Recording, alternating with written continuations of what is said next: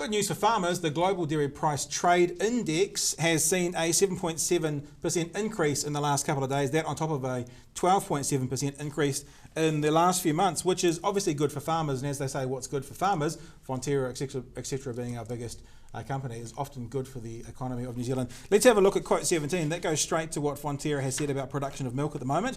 They've said, quote, milk production is reducing in most dairying regions globally in response to low milk prices, and this is bringing the world's milk supply and demand back into balance. Milk production in the EU is now in decline, and our New Zealand milk collection at this early stage is around 4% lower for the year to date. So Lisa, I guess that's basically saying that New Zealand is producing less milk, but they're seeing better profit for it. And I think from memory, $5.05 is the break-even point for most farmers, and it seems most farmers now are at a milk solid price of between $5.25 and $5.35. So it's not a huge increase, is it? But I think there's far too much of dairy in New Zealand as it is, and I would rather see diminished returns. I think we need fewer dairy farms.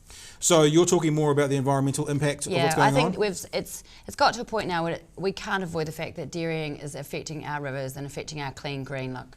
How do we marry that up against what's happening in our economy as well? Because it's unquestionable that dairy and tourism are the two big areas that drive our whole economy. If we diminish one side of it, what does it mean for everybody else? The flow-on jobs, the flow-on money. It's an uncomfortable marriage, isn't it? We need the money. We're a small country, and our economy is doing relatively well. But do we really want to sell out our biggest tourism benefit, which is how beautiful the country is, by polluting the rivers? And I guess if you have a look, the east coast of the North Island, Napier Hastings, wasn't it? That has the E. coli in the water. I don't think they've unequivocally said that's poo in the water, but it's certainly been hinted towards. If a few more of those things happen along the way, maybe that's going to start the pressure towards what you're saying. Well, even if you just spent any time in North Canterbury, you'll notice just the incredible boom in dairying that's going on there. It's just everywhere. So yeah, I'd like us to pull back a bit from this. The most sensible business plans always try and up their price every year and drop the bottom 10% of customers. And so eventually you've upped your price by 40%, and you've only got half the customers, but you're making more money. That's the kind of model which would work then, because if you're talking about a reduced production, but because our milk is so good on a worldwide scale, being worth more, that might just be the win-win-win for everybody. Yeah, let's find a fine balance.